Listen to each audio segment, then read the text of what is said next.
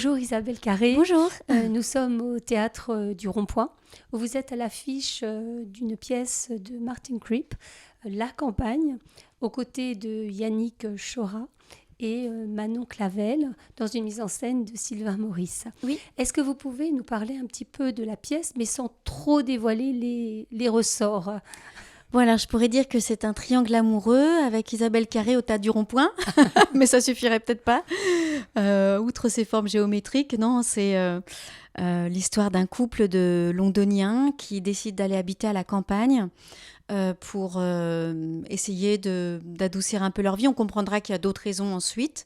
Mais en tout cas, c'est l'idée qu'ils exposent comme ça, l'idée sociale qu'ils exposent. Et effectivement, la vie semble être douce jusqu'au moment où il arrive, lui, qui est médecin, avec une femme dans les bras.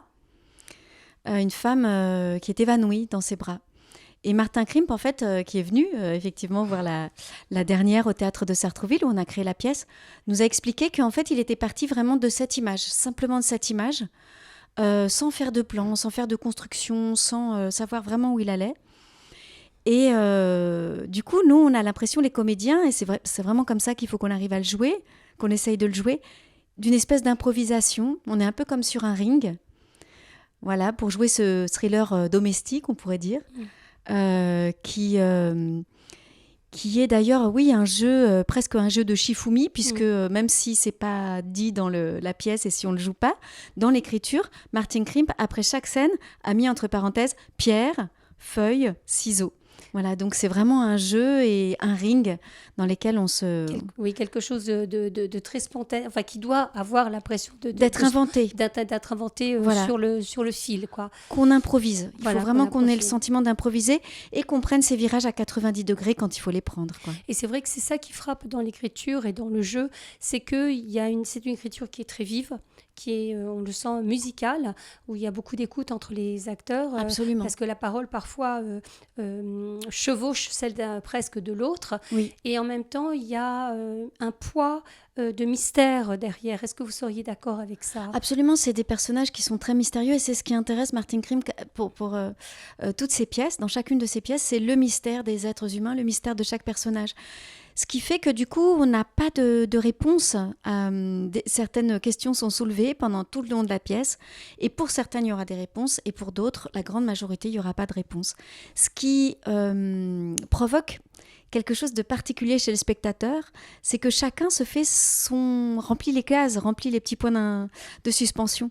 Chacun se fait sa propre pièce. Et d'ailleurs, quand on sort, c'est assez drôle parce qu'il y a ceux qui voient le verre à moitié plein, ceux qui voient le verre à moitié vide, ceux qui pensent que c'est un couple qui finalement se retrouve, d'autres qui pensent que non, que c'est la fin d'une histoire. Donc c'est assez étonnant de voir à quel point on peut avoir des visions complètement même opposées. C'est vrai, c'est très ouvert et multiples interprétations sont possibles, de la plus noire à la plus joyeuse finalement. Parlons aussi de votre personnage en particulier. Donc vous incarnez la femme de ce docteur qui ramène cette jeune femme chez elle avec ses enfants qui dorment à côté. Et ce personnage, me semble-t-il, est très complexe parce que on a l'impression que Corinne, puisque c'est son prénom, est à la fois en quête de vérité, mais en même temps, elle a très peur de découvrir et de se protéger de cette vérité. Absolument, c'est exactement ça. Elle est dans un mouvement complètement ambivalent. D'un côté, elle est lucide. C'est une femme intelligente qui connaît très bien l'homme qu'elle a épousé. On a le sentiment depuis tellement d'années, puisque bon, ils ont 2 enfants et qu'ils ont vraiment une complicité assez évidente. L'un termine les phrases de l'autre. Enfin, ils se connaissent vraiment bien. Donc, elle lit clair en lui. Elle lit en lui. Et en même temps, elle efface ses mensonges, elle efface les preuves pour continuer à croire en cette histoire. Et jusqu'au moment où elle arrive à un point où elle est obligée de dire bon les masques quoi, et elle-même va dire sa vérité.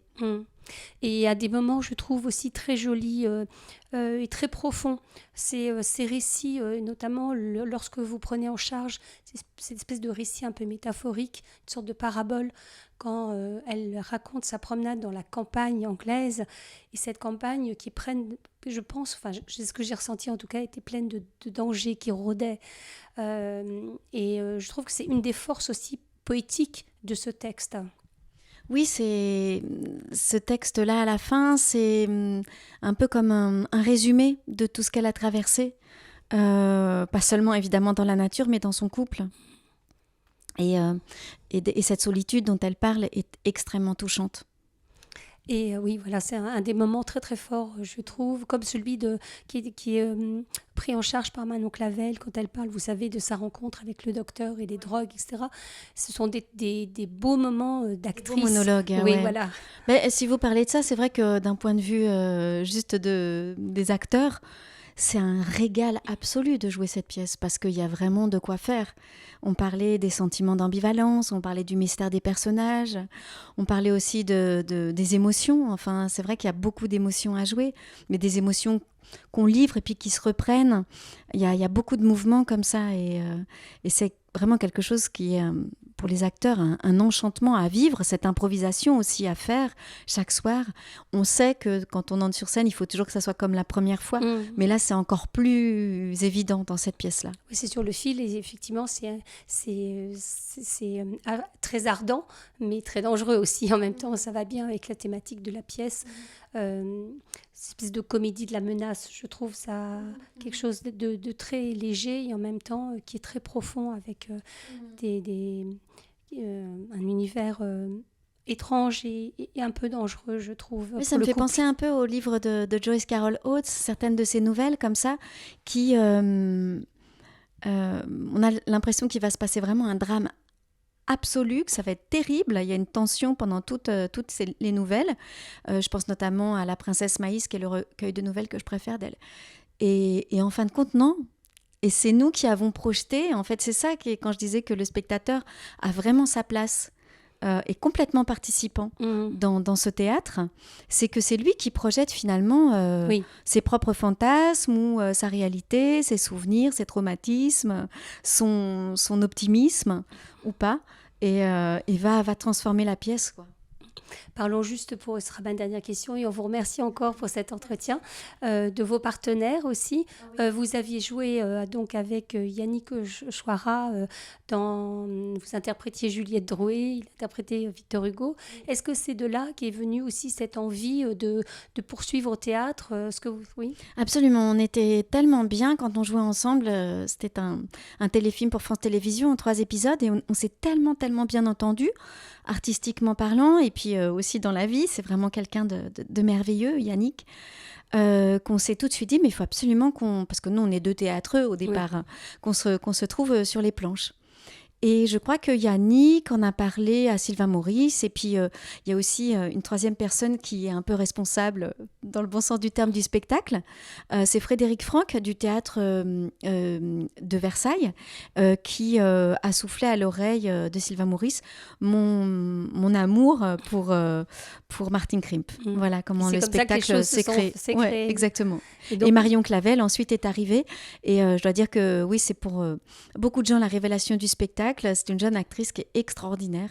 J'ai énormément de chance d'être avec ces 2 partenaires parce que on est dans une confiance totale. On peut, avec tout ce qu'on a dit, vous comprenez à quel point c'est important qu'on puisse jouer ensemble, s'écouter, rebondir. Rien n'est figé. On peut jouer les choses différemment suivant les soirs. On s'autorise ça aussi. Donc, c'est tellement important pour faire cette improvisation, pour mener cette improvisation avec les mots de Martin Krimp, qu'on puisse être aussi proche et aussi complice. Oui, voilà, c'est ça. Je vais vous remercier énormément, Isabelle Carré, pour cet entretien accordé à Mlasen. Merci. Et donc, on va rappeler que le spectacle se joue jusqu'au 22 janvier au Théâtre Théâtre du Rond-Point. Ouais. Voilà. Merci encore. Merci à vous, merci beaucoup. Merci.